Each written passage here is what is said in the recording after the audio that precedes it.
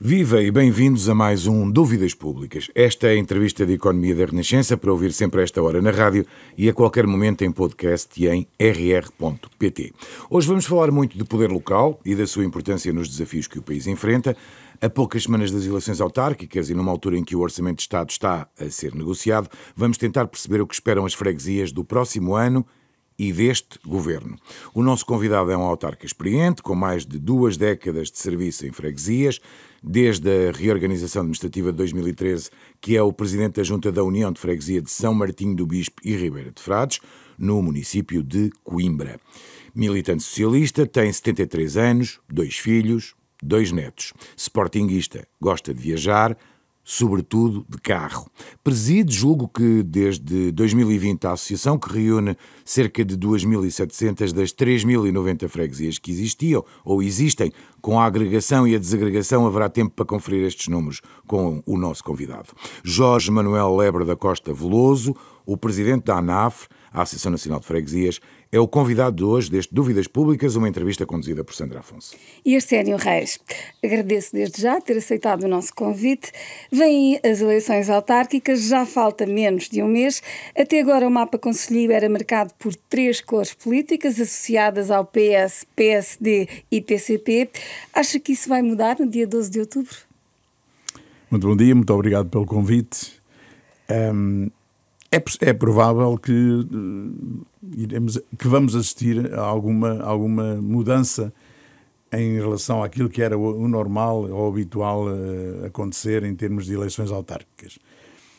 Ainda é uma dúvida que temos, porque o Chega poderá eventualmente, nestas eleições, ganhar algumas câmaras e também algumas freguesias. Mas não temos dados que nos permitam dizer que irá alcançar um resultado equivalente em percentagem àquilo que obteve para as legislativas. Não dá-me a ideia que não, mas temos sempre que aguardar. Por vezes...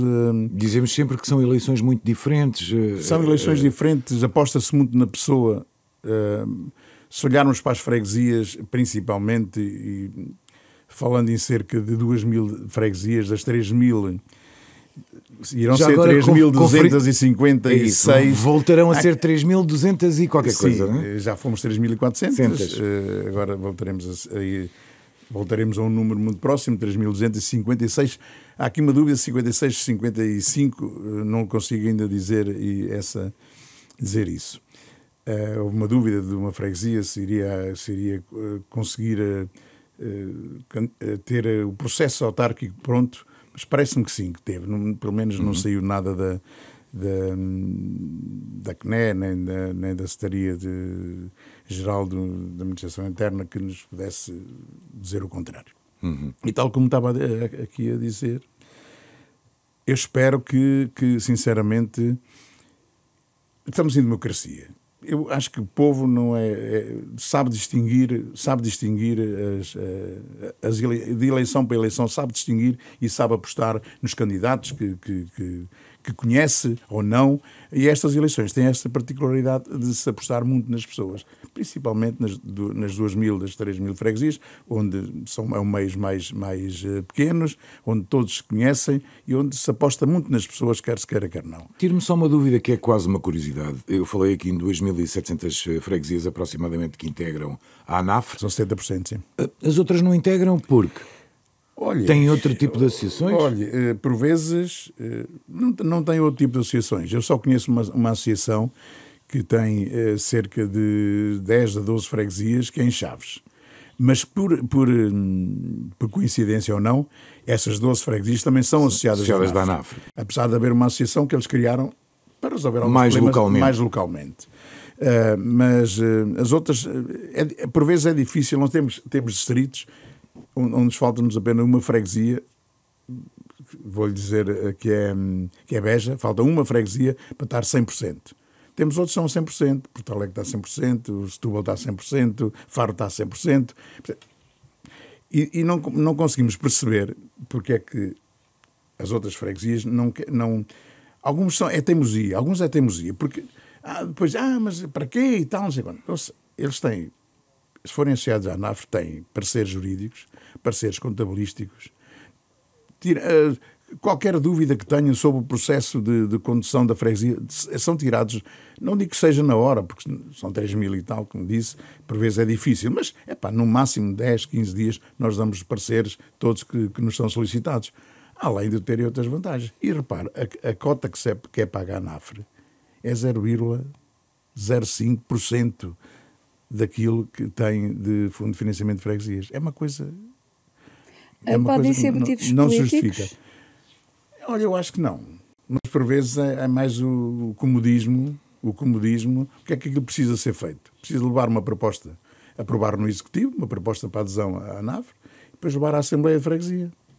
É isso. Não precisa mais nada. O processo é simples. Depois há congressos onde não podem ir.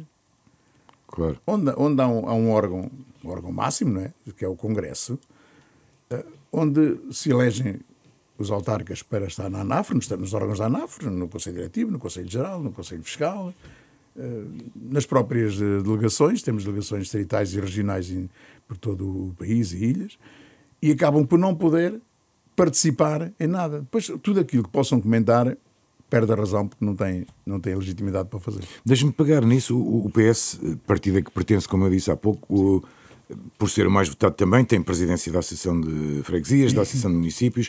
Acha que o partido tem condições para manter essas presidências nas próximas eleições? São as tais dúvidas que prognósticos só no fim, como havia um futebolista que dizia. Exatamente. Não, mas acho que o PS... Eu agora estou a pedir-lhe a sua análise também pessoal, sim. Ao contexto político em que vivemos. Eu ficaria mal comigo próprio se não dissesse que penso que o PS tem condições para continuar a ter as duas presidências, ou seja, mas dito ser o isso, mais acha votado, difícil. Ser o mais, mas é difícil, é sempre difícil. Repare que nos municípios penso que 48 ou 49 autarcas do Partido Socialista vão sair pela limitação de mandatos, e nas freguesias são 400 e muitos. Portanto, isto tudo implica alguma dificuldade, vamos 400 e muitos num universo... Presidentes. E num universo... 3.000 e tal. Mas 400 e tal a acabar em mandato é muita mudança de cara, não é? É muita mudança de cara. Dito isso, tem expectativa de uma grande renovação de caras no poder local com estas eleições? Sim, não só ao nível do Partido Socialista, como também ao nível do PSD, principalmente da CDU, nem tanto, PCP, vamos lá, nem tanto, os outros. O Chega é uma incógnita, pronto, eu não sei o que é que vai acontecer, mas vai haver uma grande revolução, entre comas, nesta substituição, vamos lá, de autarcas. Eu reparo, vou-lhe dar só um exemplo que é indicativo daquilo que poderá ceder a um nível mais global. No Conselho Diretivo da ANAFRE ficaram 3 pessoas, nós somos 21. Dos 21 atuais, dos 21 atuais, só poderão ficar 3. Todos os outros são atingidos pela limitação de mandato. Ainda estão no segundo mandato, exatamente.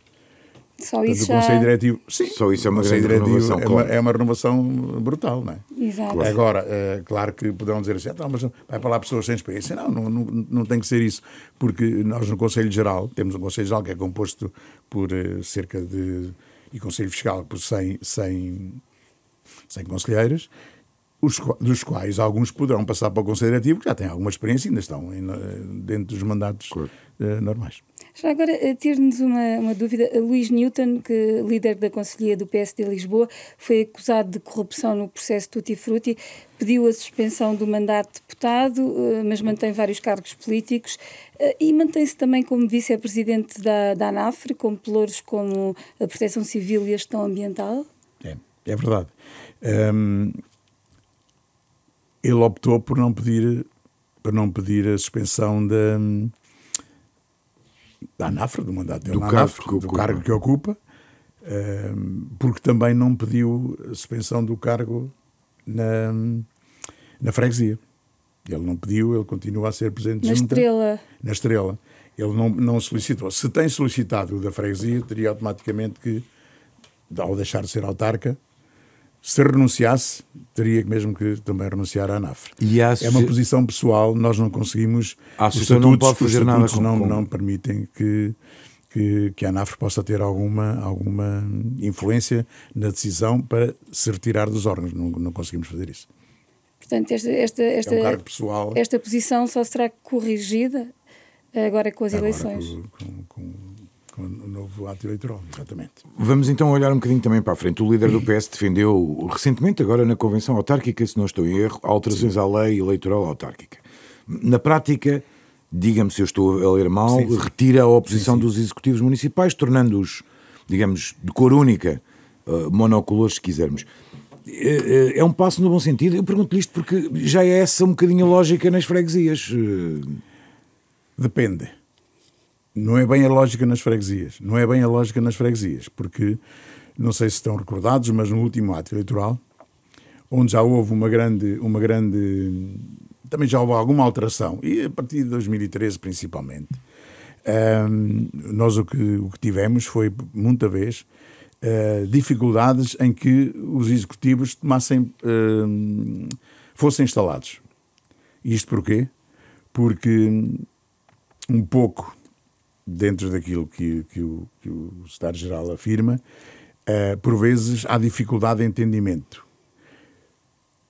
3 partidos, há um que ganha e que não ganha com maioria e que tenta eleger o executivo da sua cor.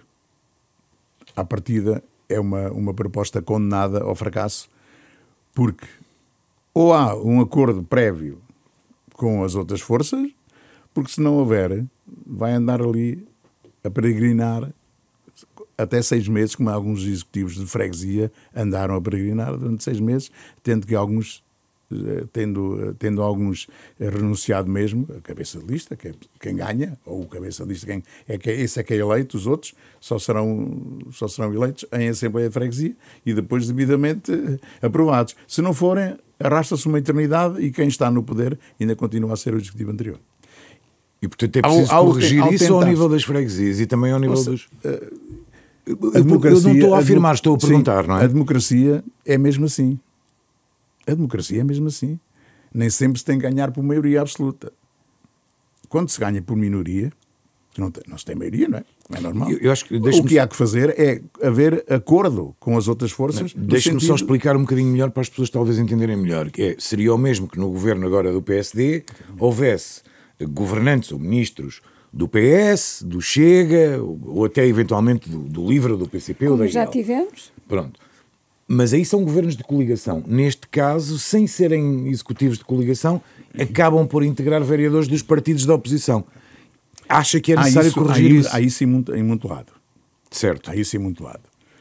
E o meu exemplo é de Coimbra. No mandato anterior, era exatamente assim que funcionava. Tinha alguém da CDU que completava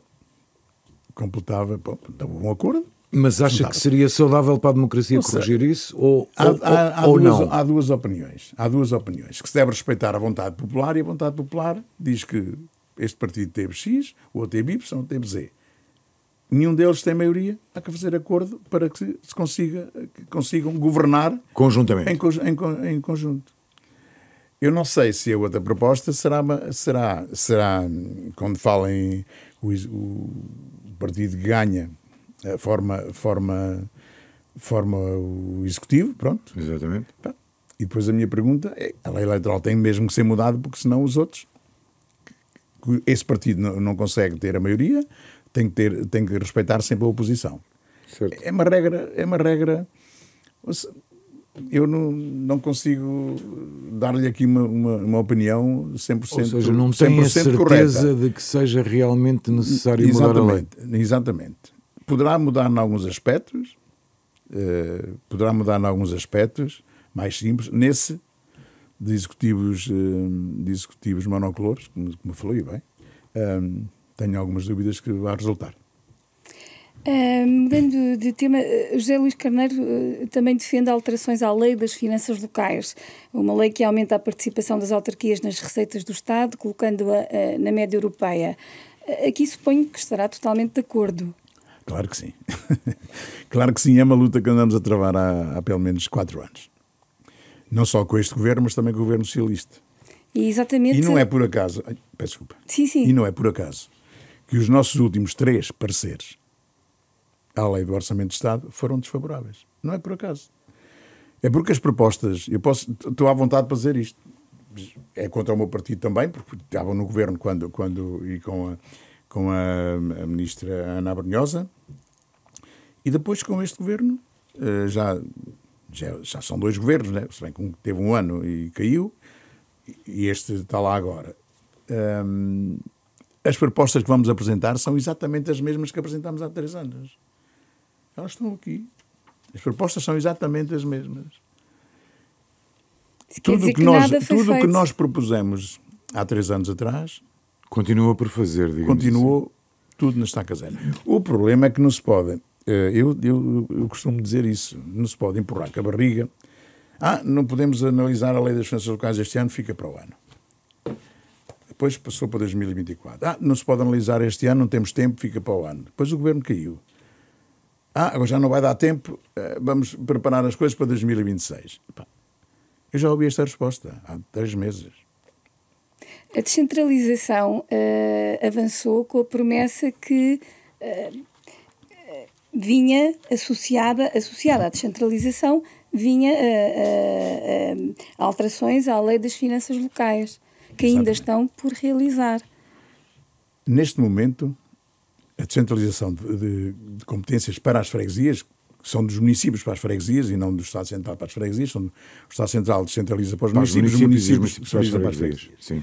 Neste momento é um instrumento que as freguesias têm, do qual dependem muitas delas. Eu vou-lhe dar um exemplo. Isto é a Lei 50/2018, complementada pelo Decreto-Lei 57/2019, possibilitou às freguesias desempenharem novas competências próprias. É bom que se entenda que são competências próprias, não são competências delegadas para o município. Passam a ser competências próprias. Mas a maior parte dos municípios, o que é que fazem? Transferem para as freguesias o quê? Limpeza de vias, arruamentos, passeios,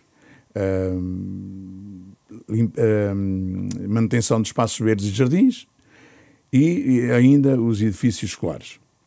Como sabem, a centralização do Estado para os municípios fazem parte da competência deles. Centralizam para nós. Depois o que é que acontece?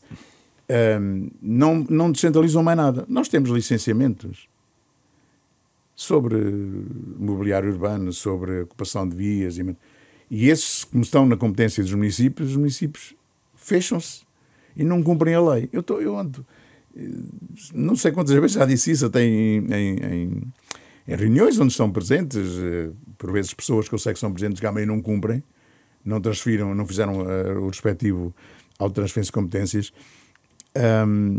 e até vou mais longe. Isto foi feito tripartidamente entre Governo, ANAF e ANMP. E os presidentes da ANAF, da ANMP, não fui eu ainda foi o Pedro Segonha, e o presidente da ANMP na altura, penso que era o Manuel Machado. Agora já não é a Luísa Salgueiro. Eu que sou de Coimbra, e tive grandes discussões com o Manuel Machado, mas consegui levá-lo a que ele fizesse a transferência de competências que era de lei. Ele tinha que cumprir a lei. Mas essa transferência de competências estava estipulado que tipo de competências deviam ser transferidas? Ou era só os tais arrelamentos? Não, está estipulado na lei. E elas são 19 competências que as freguesias podem usufruir. E o que está a dizer é que a maioria não foi transferida. A maioria dessas competências não foi transferida. Há algumas que eu digo que muitas freguesias têm dificuldade em exercer. Mas essa dificuldade é por falta de financiamento? Principalmente por falta de técnicos. Porque eu não posso autorizar a aplicação de herbicidas num lado qualquer se não tiver um técnico que permita. Tem que ter alguém licenciado, neste caso na área do ambiente, que possa permitir isso. E nesses casos não faz sentido que a competência esteja ao nível do município e não da freguesia? Estou a perguntar. Desculpa. Eu disse há bocadinho, há muita competência que há freguesias que não conseguem executar. Mas há muita freguesia neste país, e reparem que isto desde 2013 isto mudou um bocadinho. Há muita freguesia neste país que executam facilmente. Assim ela venha acompanhada do respectivo envelope financeiro. Depende da dimensão do local. Depende da dimensão do local, exatamente. Nós temos hoje freguesias com 70 mil eleitores. Quero um exemplo aqui perto, Cascais e Estoril. Juntaram as duas, Cascais e Estoril, por si só já eram freguesias grandes, juntaram os duas, tem 70 mil eleitores. Mas não é maior. Mais do que muitos concelhos, não é? Muito mais. Há concelhos que têm 2 mil eleitores. Pois era isso. Há concelhos que têm 2 mil eleitores. Eu tenho em Coimbra, em São Pilhosa da Serra, em Góis.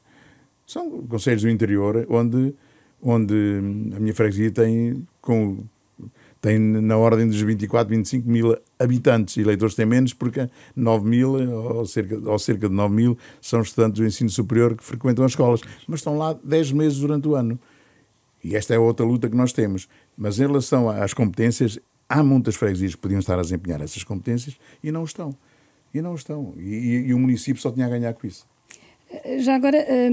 Mas deixa-me só complementar.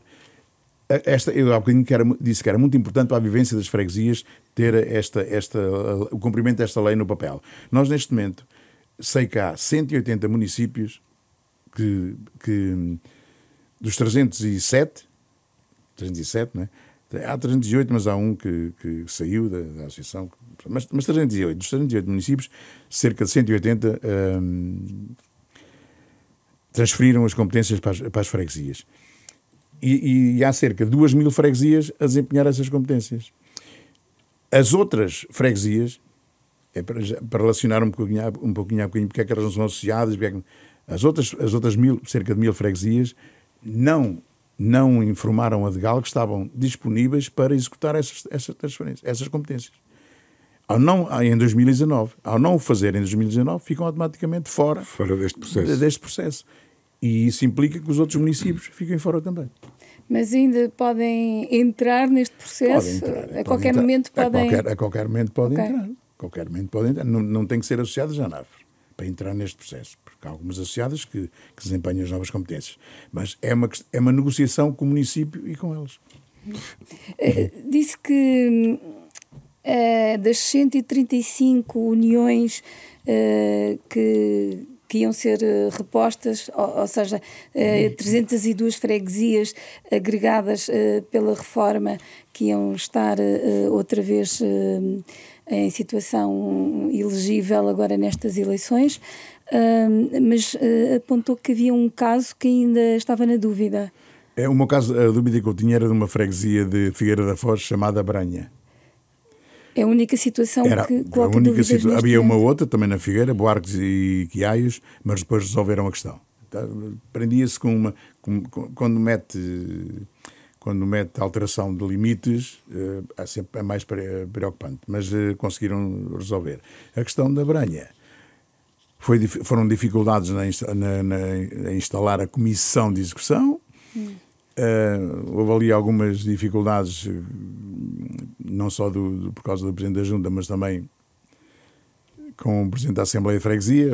Havia ali alguma fricção, propunha-se datas, depois acabaram por sair um bocadinho fora do prazo, de 15 de junho, se não me engano, fora do prazo para apresentar a Comissão de Extinção. Mas, segundo aquilo que me foi dito, foi resolvido, apesar de ser fora de prazo, mas isso teve o acordo entre as freguesias e resolveu-se. Ainda pode vir a ter... Poderia vir a ter algum problema, mas para já não me chegou essa indicação da informação nem da CNE, nem da Secretaria-Geral, não me chegou informação nenhuma. Tem cálculos que nos possa dar sobre os custos desta operação, enfim, vasta, que é envolver ainda muitas freguesias, de desagregação? Ou seja, alguém fez estas contas? Ouça, a maior parte destas freguesias já existiam em 2013. Certo. Ou em 2012. Já existiam garantidamente, porque a desagregação tinha que ser feita só onde houve união. Onde tinha havido agregação. E tinham que desagregar todas. Não havia hipótese de, num grupo de 3, desagregarem 2 e a outra ficar. Não. Tinham que desagregar todas, depois instalar novamente a Assembleia de Freguesia e os executivos. Não lhe consigo dar custos. Agora, consigo-lhe dizer os prejuízos que foram causados em 2013 para muito cidadão que faziam parte de uma freguesia na altura e que depois foi desagregada de 3 freguesias e que foram agregadas para só uma. Vou-lhe dar um exemplo. Alcácer do Sal. Foi criada uma união de freguesias em 2013 em Alcácer do Sal, com 900 km². É só maior que a Ilha da Madeira. Ok? Na freguesia que foi criada, é mesmo em Alcácer, na União de Freguesias foi criada em Alcácer, assim é que é, houve cidadãos que ficaram, que distavam agora já foi reposta também, distavam da sede da freguesia 30 km. E que de repente ficaram E pessoas com 60, 70 anos, 80 anos, precisavam de ir à freguesia até ao posto CT para levantar a sua reforma, ou tratar de uma prova de vida, e ficaram a 30 km, sem transportes públicos, sem nada que os pudesse ajudar. Esse foi o grande prejuízo que a lei de Relvas, como estavam a dizer, a lei Relvas, produziu para as pessoas. Foi isso. Agora, não pode nunca ser equacionada a hipótese de, com esta criação destas freguesias já existiam, haver um aumento de verbas excepcional, brutal, vamos lá, para este processo andar. Não. O que está em causa aqui são as pessoas. E as pessoas têm que ser tratadas condignamente. E este processo de agregação vai simplesmente ao encontro daquilo que as pessoas querem e também ao encontro da melhoria da qualidade de vida dessas mesmas pessoas. E já está garantido o financiamento para estas 302 freguesias depois das eleições autárquicas e até ao final do ano? Claro que sim. Claro que está garantido. Só para lhe dar uma ideia, e quando entrarmos no financiamento poderemos dar aqui mais uns tópicos nisto. Desde 2019 para cá, aquilo que é pago às freguesias, não só no Fundo de Financiamento de Freguesias, como também no adicional, num chamado adicional começaram primeiro foi uma majoração, que era uma coisa insignificante, mas depois começou a tratar-se de adicional. Isto respeita a quê? Ao excedente orçamental. Há um excedente orçamental. E desde 2019 para cá, nós começámos com um excedente de 5 milhões de euros e neste momento vai em 112 milhões de euros. Esse excedente está a falar das freguesias. Para as freguesias, que é distribuído para as freguesias, é pago separadamente ao Fundo de Financiamento de Freguesias. E é pago de uma maneira que eu considero justa, porque contempla muito mais as freguesias no chamado interior mais desertificado, e esses têm um valor acrescentado de 70%, ao passo que os outros, chamado litoral, têm um valor de 30%. E é pago diretamente às freguesias ou passa pelo município? Isto é pago diretamente às freguesias, juntamente com... A transferência é feita juntamente com o Fundo de Financiamento de Freguesias, com os 3 Fs. Isso representa um valor de excedente orçamental que logo à partida incluirá todas as freguesias sem haver problema nenhum. Mas este excedente não está garantido, depende do orçamento apurado a cada ano. Da execução orçamental. Este excedente depende da execução orçamental, mas também depende muito daquilo que é a receita que o Estado recolhe proveniente dos impostos que são pagos ao Estado. Pois, lá está, da execução orçamental. Nós temos 2,5% dessas receitas. As freguesias têm só 2,5%. A única transferência garantida são os tais 3 Fs, o fundo... Os 2,5% dos 3 Fs. Exatamente, o que é garantido. O restante é excedente. A nossa grande luta anda exatamente aí. Aumentar o fundo. Porque aumentar o fundo de financiamento, que está diretamente ligado à lei das finanças locais. E qual é a vossa contempla 2,5%. E qual é a vossa reivindicação para o próximo orçamento? Em quanto é que querem... Nós o que reivindicámos em 2023, 2022, para cá, para o orçamento de 2023, para o orçamento de 2024 e para o orçamento de 2025, foi o crescimento do fundo, o crescimento da percentual daquilo que nos é atribuído pelos 3 Fs. Está diretamente ligado com a Lei das Finanças Locais. Ele, neste momento, são 2,5% da recolha dos impostos pelo Estado, e nós propusemos o seguinte. Nós fizemos uma proposta bastante correta e propusemos para o primeiro ano, 2023, propusemos um crescimento para 3% e depois crescer 0,5% percentual até atingir os 5% da recolha dos impostos. Haja ou não haja excedente. Mas mantém-se nos 2,5%. Mantém-se nos 2,5% desde 2019. Nunca houve alteração. E acha que já apresentou essa proposta ao atual Ministro das Finanças? Sim. E qual foi a receptividade? Que iríamos debater. O que é certo é que no último orçamento que o Governo apresentou exatamente os mesmos 2,5%. Mas depois, paradoxalmente, e foi isso que nós não entendemos, conseguiu apresentar excedente 148 milhões. O que garante aí uma folga para... Se nós temos de fundo de financiamento 248 milhões, o excedente foram 148 milhões. Isto levou-nos a pensar o quê? Se eles têm dado parte deste excedente, incluído nos 3 Fs, quando formos negociar a Lei das Finanças Locais, o valor base não eram 148 milhões, ou 288 milhões, mas eram 300 milhões ou 400 milhões. Está a ver? Agora não. Quando formos negociar esta Lei das Finanças Locais, vamos ter sempre um valor de base muito mais baixo, porque não contempla este excedente. Esta é uma arquitetura, uma engenharia financeira, vamos lá, que já vem do tempo do anterior Ministro das Finanças, o Fernando Medina, com o qual eu tive que dizer na Assembleia, quando nós fomos ouvidos na Assembleia, a debater o orçamento, disse não. Se alguém me explicar aqui, cabalmente, porque é que querem distribuir agora em excedente, na altura, 56 milhões, é dinheiro para as freguesias. Nós compreendemos que é dinheiro para as freguesias. Acha que isto é uma arma negocial para a Lei das Finanças Locais? É uma arma negocial para a Lei das Finanças Locais, não tenho a menor dúvida. Não tenho a menor dúvida. Há outra questão... E ela será confirmada dentro de poucos meses, penso eu. Há outra questão ainda nesta área, que há um tempo que reivindicam que é um IVA inferior. Reclamam, por exemplo, que seja equiparado às IPSS. Por exemplo. Também já apresentou essa proposta ao novo Ministro? Todas têm essa proposta, ela está aqui, vai ser apresentada novamente. Não há resposta. É que nem sequer há resposta. Não conseguimos ter qualquer... Agora repare, há freguesias. Nós tivemos isso no Congresso, foram apresentadas 4 ou 5 exemplos.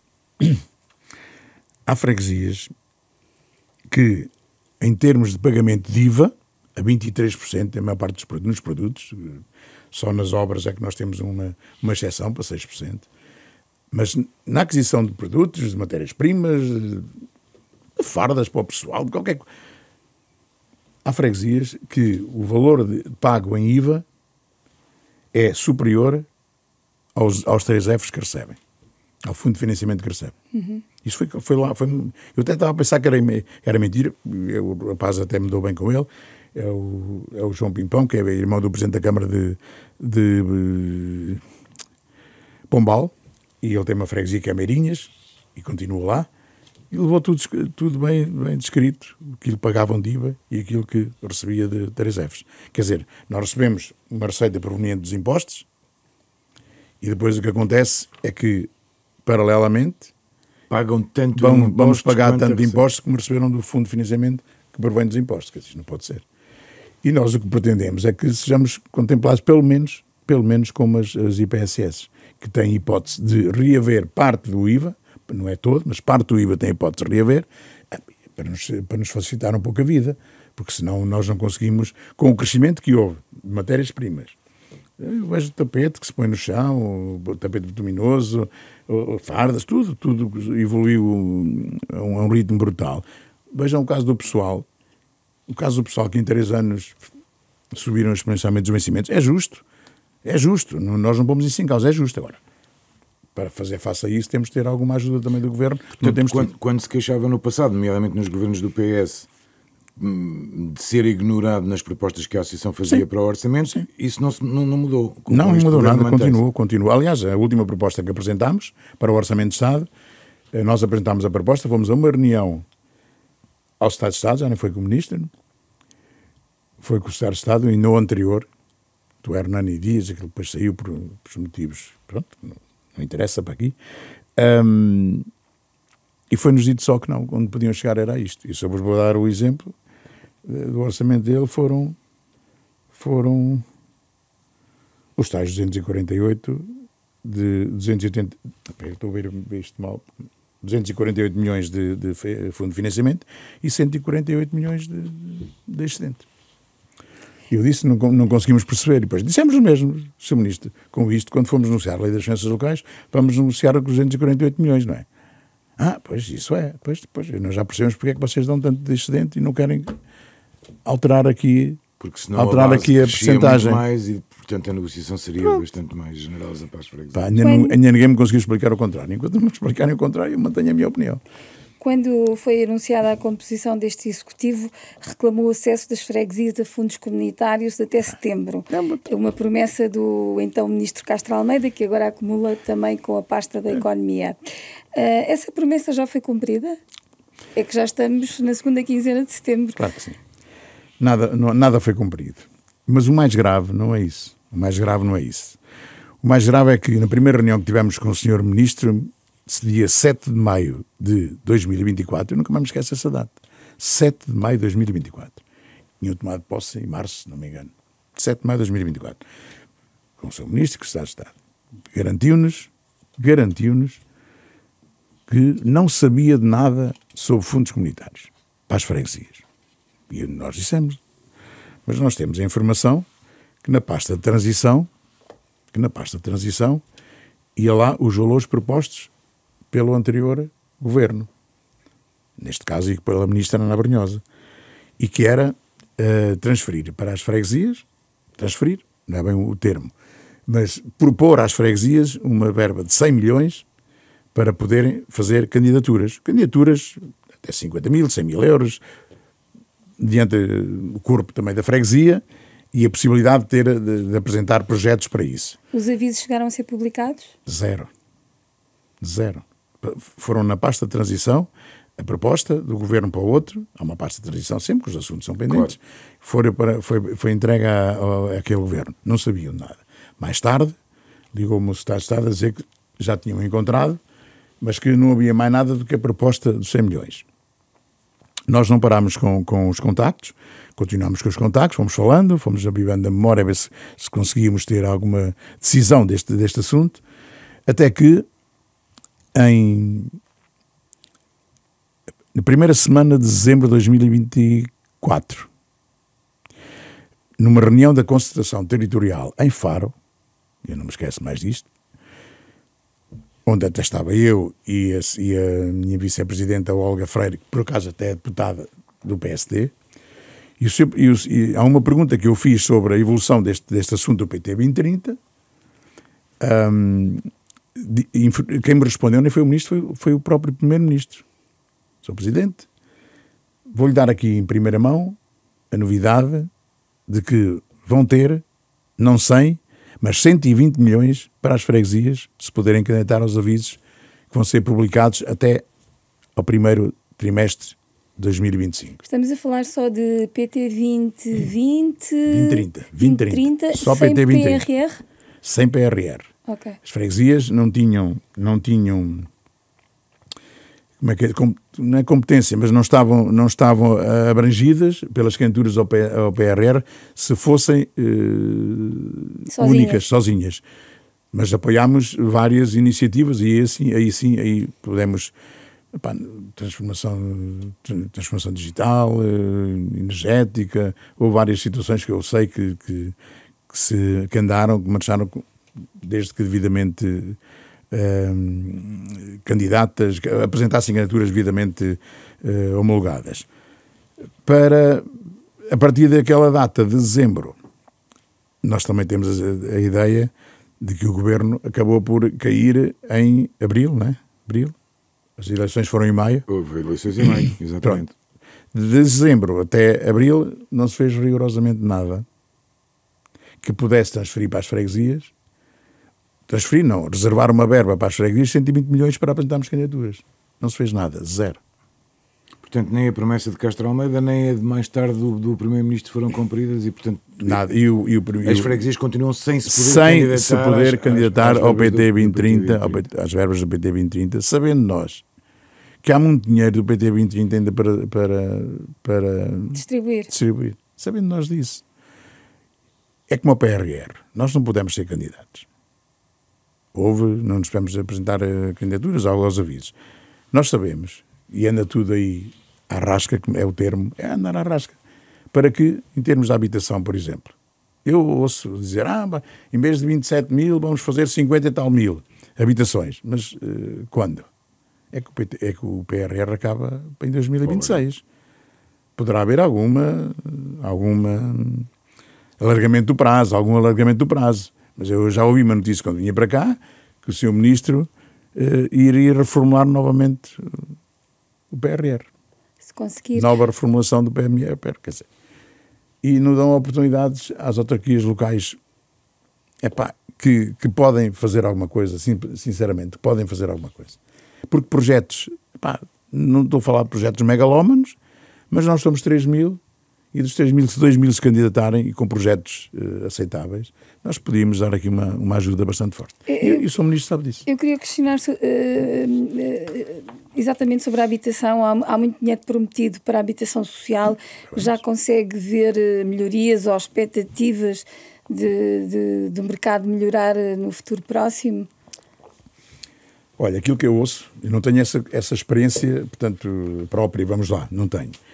Vejo em Coimbra, que é o meu concelho, a construção de 200 e não sei quantos fogos para a habitação a custos controlados e também a habitação social também, abrangidos pelo primeiro direito, e vejo essa situação a aparecer. Mas tenho dúvidas se conseguirão ter tudo pronto para entregar às famílias até o prazo que é estipulado de 2026, penso que é junho de 2026. Eu tenho algumas dúvidas nisso. E também me parece que há tanto processo, processos relacionados com alguns projetos que foram apresentados e que não têm pés para andar. Há mesmo dificuldade dos municípios, ou porque não têm empresas para conseguirem construir, ou porque os cadernos de encargos ficam, o concurso fica deserto. Acontece muito.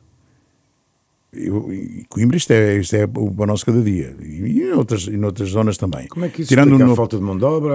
Falta de mão de obra. As empresas não têm capacidade para executar. Principalmente falta de mão de obra.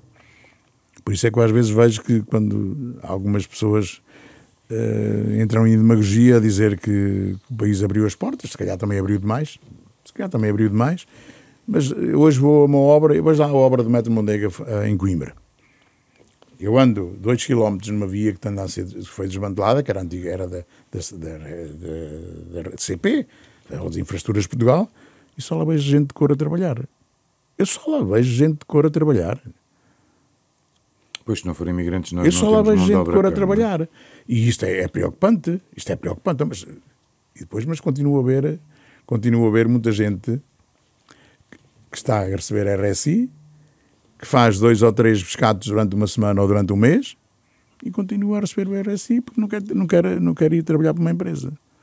Eu continuo a ver isso. A ação social, as freguesias têm desempenhado um papel muito importante na ação social e principalmente desde a pandemia. E nós notamos e sabemos bem quem é que apoiamos.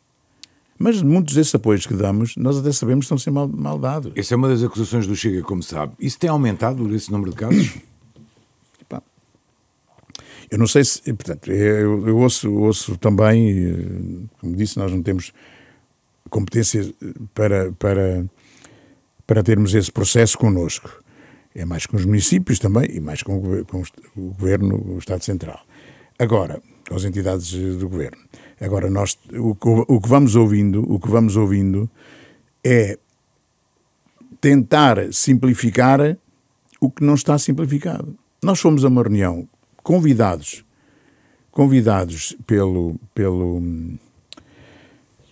pela IAMA, não é IAMA, é o que substitui o CEF, pela IAMA, fomos a uma reunião convidados pela IAMA e verificámos que a IAMA pediu-nos o apoio importantíssimo das freguesias para que, na altura, estamos a falar há 6 meses talvez, para que pudéssemos de alguma forma estancar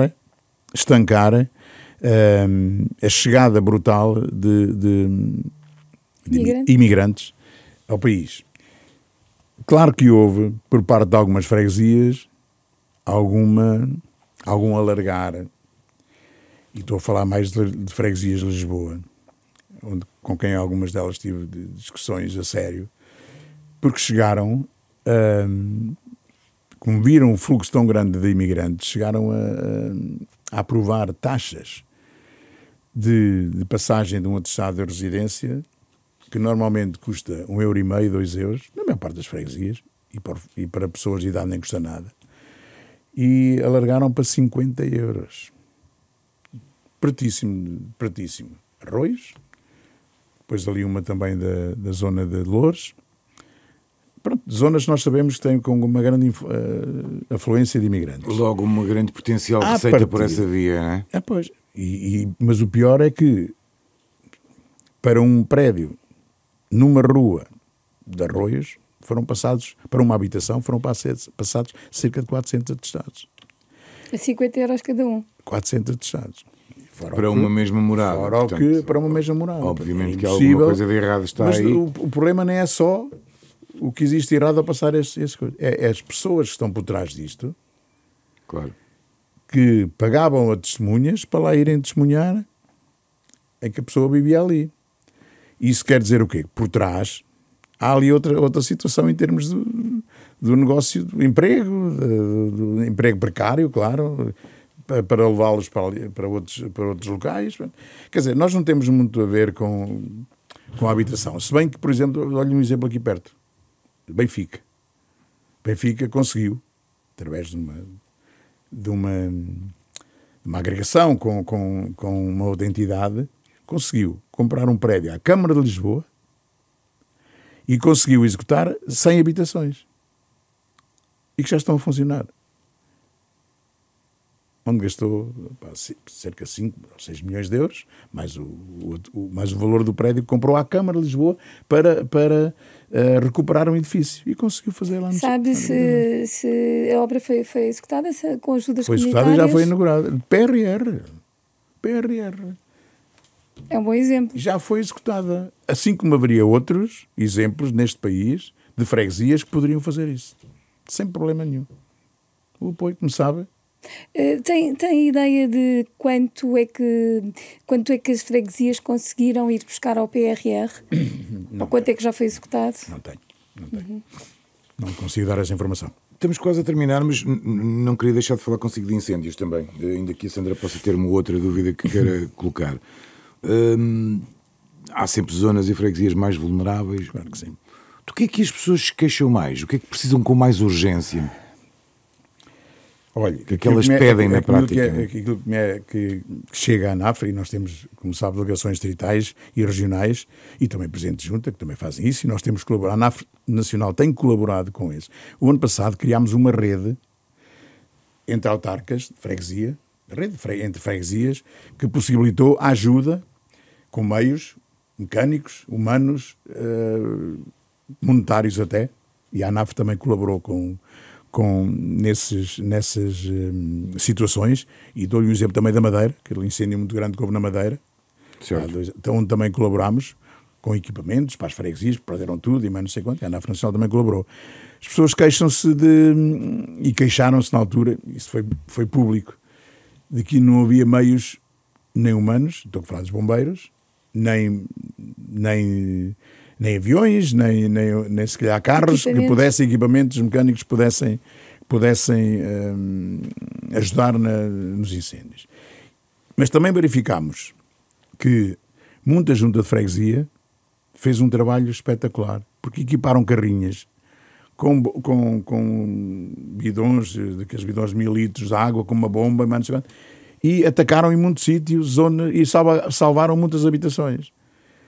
O que nós já estamos a discutir há muito tempo também, ainda com o ministro José Luís Carneiro na Administração Interna, foi que era urgente voltar a equipar freguesias com o primeiro kit de intervenção.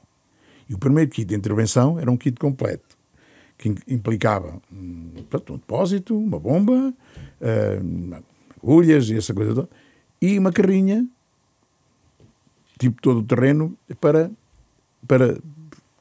que as freguesias pudessem ter uma atuação de primeira linha. No fundo, um primeiro autotanque a chegar ao local. Porque não há dúvida nenhuma que há situações em que a freguesia, nesta fase do ano, eu andei, pronto, não me interessa dizer o meu exemplo, mas foram eles que conseguiram. As minhas origens são da Serra do Caramulo e a freguesia a qual os meus pais pertencem tem 2 autotanques que foram adquiridos por uma associação humanitária que foi constituída para esse fim. Pronto. Na altura, e já foi ainda o Pedro Segonha era presidente, foram distribuídos alguns kits pelas freguesias. E o mais estranho que aconteceu nessa altura, que ninguém percebeu, é que muitos desses kits foram enviados para freguesias que já tinham corporação de bombeiros. Isso não pode acontecer. Houve aqui algumas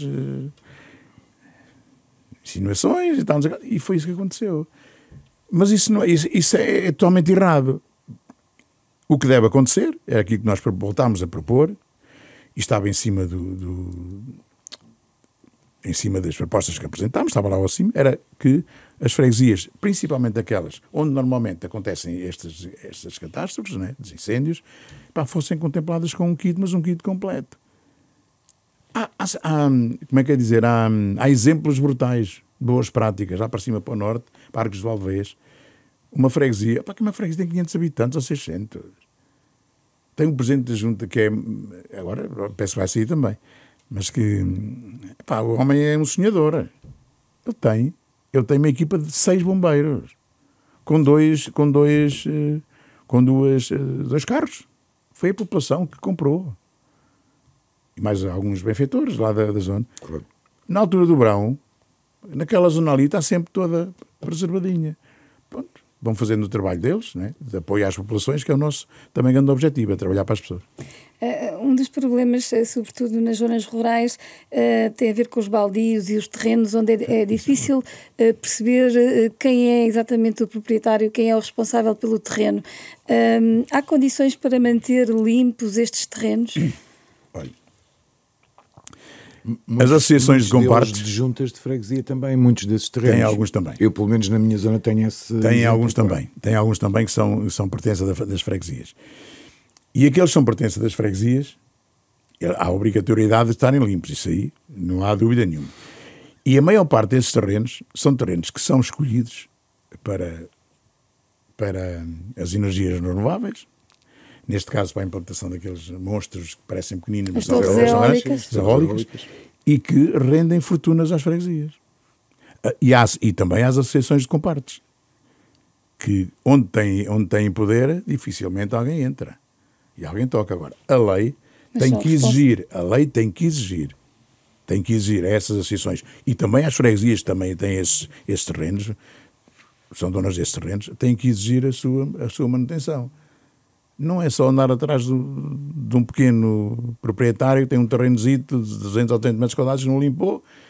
Mas aqueles são, como sabem, são os hectares grandes. Fontes de negócio brutais. Em muitos casos. Portanto, a lei tem que ser igual para todos, mas para outros tem que ser muito mais justo. As freguesias teriam condições para apoiar os particulares que não consigam limpar os seus terrenos? Como é que isso poderia ser feito? Sobretudo terrenos que não são produtivos, não são rentáveis. Precisamente. Olha, eu vou-lhe dar vou falar do meu caso, e tenho centenas dessas situações. E essas situações, a maior parte delas são provenientes de terrenos aquelas que eu tenho e que me causam bastante dor de cabeça. São terrenos que foram cedidos para o domínio público, municipal, em virtude da construção de edifícios para habitação. As câmaras afastam-se totalmente desses prédios que são deles. Nós temos algumas dificuldades em limpar tudo isso. Eu disse ao Presidente da Câmara, só se nós tivermos um contato administrativo convosco, façam um levantamento total destes terrenos e depois nós fazemos um contato administrativo, vocês transferem-nos um valor e nós fazemos. Porque as câmaras, e Coimbra tinha, já teve, mas agora não tem nada, não tem pessoas para andar, nem equipamentos mecânicos para andar a fazer isso, esquecer. E tem orçamento? Os proprietários. A Câmara tem orçamento? Tem um orçamento... Não, para que um orçamento que permite limpar esses terrenos. Tem que ter. Porque eles têm um departamento de proteção civil, tem que ter um orçamento. Mas neste momento o que havia em termos de proteção civil até pessoal para fazer, acabou, não há. Não tem pessoal. Isso implica que as freguesias não têm algum pessoal, não têm pessoal para trabalhar, podem fazer isso. Podem até alugar máquinas, agora é preciso pagar. Mas então deixa-me fazer agora, os proprietários, como estava a falar, os proprietários. É isso. Quando é um pequeno proprietário, que nós sabemos que não tem meios, nós ajudamos. Mas ajudamos, mas a maior parte das freguesias também não tem equipamentos necessários para aquilo. Uma máquina de rastros ou qualquer coisa para ir limpar o terreno. Por exemplo, custa dinheiro. Nós o que fazemos por eles é alguma parceria com eles, com os proprietários, alugando máquinas, mandando lá ao pessoal, mandando as nossas carrinhas, e eles contribuem também com alguma coisa. Outros não têm essa possibilidade, não temos outra alternativa que são fazer a limpeza do terreno. Estamos mesmo a terminar. Também para conhecermos melhor os nossos convidados, pedimos sempre que nesta fase final escolham um tema musical, enfim, de que gostem particularmente. Pode dar-nos conta da sua escolha, que passaremos a ouvir depois a seguir? A minha escolha já está feita, é uma música de um grupo chamado Os Vizinhos e que se chama Porto Sol. Muito bem. Diz-lhe o que particularmente, só por curiosidade? Diz muito porque na última Semana Cultural que aconteceu em junho, nas duas últimas, são duas, é uma em cada freguesia, os meus netos acabaram por me presentear com essa música, através de uma homenagem que me foi feita, e foram ao palco, e eu fiquei muito feliz e contente por isso. Fica explicada então a escolha musical de Jorge Veloso, Presidente da ANAFRA, a Associação Nacional de Freguesias, convidado hoje deste Dúvidas Públicas, a quem obviamente agradeço a presença. Esta entrevista contou com o cuidado técnico de Rui Glória, sonoplastia de João Campelo, imagem de Lara Castro. Voltamos na próxima semana. Até para a semana. Obrigado.